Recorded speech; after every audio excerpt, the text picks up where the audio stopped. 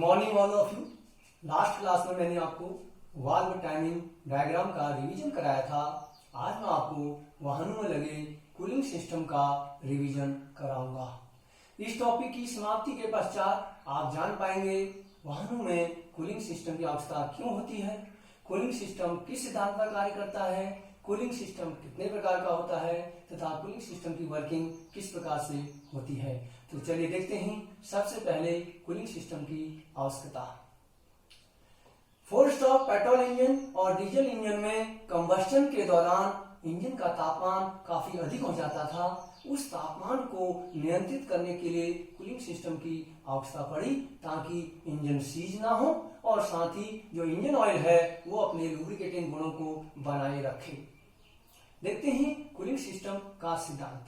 यह system heat transfer के सिद्धांत पर कार्य करता है। इस सिस्टम में जो ऊष्मा का संचारण होता है वो अधिक गर्म वस्तु से ठंडे वस्तु की तरफ होता है, यानी जब तक कि दोनों का तापमान बराबर न हो जाए। अब देखते हैं इस सिस्टम के प्रकार। कूलिंग सिस्टम 2 प्रकार का प्रयोग किया जाता है। पहला एयर कूलिंग सिस्टम, दूसरा water cooling system. Air cooling system जैसा कि नाम से ही पता चल रहा है, इस सिस्टम में इंजन को ठंडा करने के लिए हवा का प्रयोग किया जाता है। यह आपको एक एयर कूल्ड इंजन दिखाया गया है जो कि स्कूटर और मोटरसाइकिल में अधिकतर प्रयोग किया जाता है। यहाँ पर सिलेंडर हेड और ब्लॉक में ये फिन्स बनी होती है। जब वाहन चलता है तो सामने की हवा इन फिन्स से टकराती है और यहाँ पर बीच में गैप होता है। हवा कुछ क्षण के लिए यहाँ रुकती है और इस प्रकार से इंजन की गर्मी को कम करती है। दूसरा water cooling system. Water cooling system, इस सिस्टम में इंजन को ठंडा करने के लिए पानी या आजकल कूलेंट का प्रयोग किया जा रहा है। पानी में कमी थी कि सर्दी के मौसम में पानी जम जाता था, जिससे कि इंजन को स्टार्ट करने में काफी कठिनाई होती थी। इसलिए इस कमी को दूर करने के लिए कूलेंट प्रयोग किया जा रहा है, जिसके अंदर एथिलीन ग्लाइकोल होता है जो एंटी फ्रीज लोशन हम उसको कहते हैं, जो कि सर्दी में कूलेंट को जमने नहीं देता है और इंजन अच्छी प्रकार से कार्य करता है और साथ ही कूलिंग सिस्टम भी अच्छी प्रकार से कार्य करता है। अब जो वाटर कूलिंग सिस्टम है वो 3 प्रकार का होता है। Number 1 thermosiphon system, number 2 impeller thermosiphon system, number 3 pump circulation system. देखते हैं सबसे पहले थर्मोसाइफन सिस्टम। ये आपको एक फिगर दिखाई गई है, ये थर्मोसाइफन सिस्टम है। यह सिस्टम पुराने समय में प्रयोग होता था लेकिन आजकल प्रयोग में नहीं लाया जाता है। इस सिस्टम में एक बहुत बड़ा रेडिएटर लगाना पड़ता था और साथ साथ में बार बार जो इसमें पानी डालना पड़ता था और इसमें लोअर हॉट पाइप के द्वारा पानी जो है इंजन के जो एक जैकेट से वाटर जैकेट जहाँ पहुंचता था और इंजन की गर्मी को चूसकर अपर हॉट के द्वारा रेडिएटर के अपर टैंक में पहुंचता था। इस कारण ठंडा पानी गर्म और गर्म पानी जो है ठंडा होता था। इसके पश्चात इम्पेलर थर्मोसाइफन सिस्टम आया। क्या है कि जो थर्मोसाइफन सिस्टम है इसको कुछ मॉडिफाइड किया गया, इसको सुधारा गया। इसमें एक पंखा लगाया गया। देखो ये पंखा दिखाई दे रहा है आपको, ये पंखा और लगा दिया गया। पंखा लगाने से क्या है कि इंजन के साथ एक पंखा चलता है और जो रेडिएटर कोर है उसकी गर्मी को ये चूसता है, इसके कूलेंट के अंदर जो गर्मी होती है उसको खींचता है और बाहर कर देता है, एटमॉस्फेयर में छोड़ देता है। लेकिन आजकल यह सिस्टम भी प्रयोग नहीं किया जा रहा है। वर्तमान में जो कूलिंग सिस्टम हम प्रयोग कर रहे हैं उसका नाम है पंप सर्कुलेशन सिस्टम। तकरीबन सभी वाहनों में यही सिस्टम प्रयोग किया जा रहा है। देखते हैं इस सिस्टम में लगे हुए पार्ट्स। सबसे पहले है, ये आपको दिखाया गया है रेडिएटर, जिसके अंदर हम कूलेंट भरते हैं। ये इसका अपर टैंक है और ये इसका लोअर टैंक है। लोअर टैंक में ठंडा पानी, अपर टैंक में गर्म पानी या गर्म कूलेंट। कूलेंट भरने के लिए इसके ऊपर एक कैप लगी रहती है जिसको हम प्रेशर कैप कहते हैं। प्रेशर कैप इसलिए कहा जाता है क्योंकि जब रेडिएटर के कूलेंट का प्रेशर लगभग 15 psi के आसपास हो जाता है, यानी 15 पाउंड पर स्क्वायर इंच, उस समय रेडिएटर को फटने से यह वाल्व बचाता है, यानी रेडिएटर डैमेज ना हो, यह प्रेशर वाल्व खुल जाता है और जो ये एक्स्ट्रा प्रेशर है एक पाइपलाइन के द्वारा रिजर्वायर या वाटर बोतल में चला जाता है।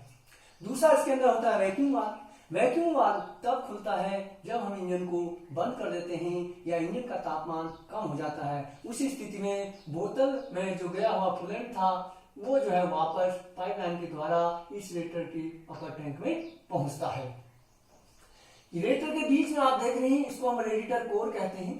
इसके अंदर कॉपर की नालियां होती हैं और उसके ऊपर जो है मधुमक्खी की छत्ते के आकार की फिन्स बनी होती हैं।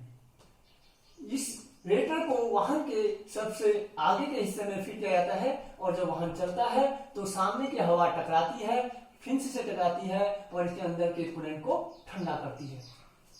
ये आप देख रहे हैं लोअर हॉज पाइप और ये है अपर हॉज पाइप जो कि हार्ड रबड़ का बना होता है।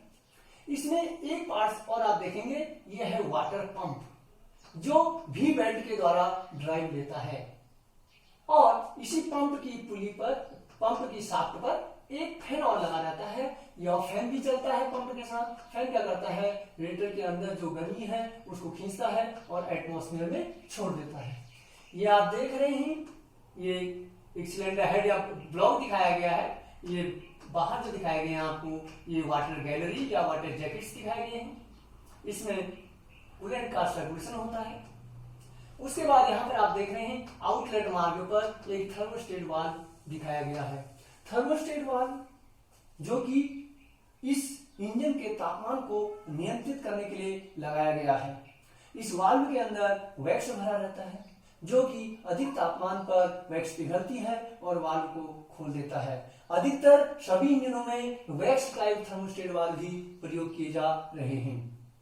क्या होता है, यह जो वाल्व है लगभग 80 डिग्री सेंटीग्रेड तापमान के आसपास खुलता है। जैसे इंजन का तापमान 80 डिग्री सेंटीग्रेड होता है, यह वाल्व खुलता है और इंजन का जो कूलेंट है वहां पर जो है इस रेडिएटर के अपर टैंक में आना शुरू हो जाता है।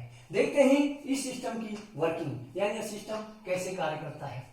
जैसे ही हम इंजन को स्टार्ट करते हैं तो रेडिएटर के लोअर टैंक से कूलेंट जो है इस सिलेंडर हेड या ब्लॉक के अंदर बने हुए जो वाटर जैकेट्स हैं यहां पहुंचता है। यहां जो कूलेंट है वो सर्कुलेट करता है। जैसे ही इंजन का तापमान 80 डिग्री सेंटीग्रेड होता है तो यह वाल्व खुल जाता है। अब जो कूलेंट है इस हॉज पाइप, अपर हॉज पाइप के द्वारा रेडिएटर के अपर टैंक में आता है। अपर टैंक से यह जो कूलेंट है ये रेडिएटर कोर के द्वारा रेडिएटर के लोअर टैंक में पहुंचता है।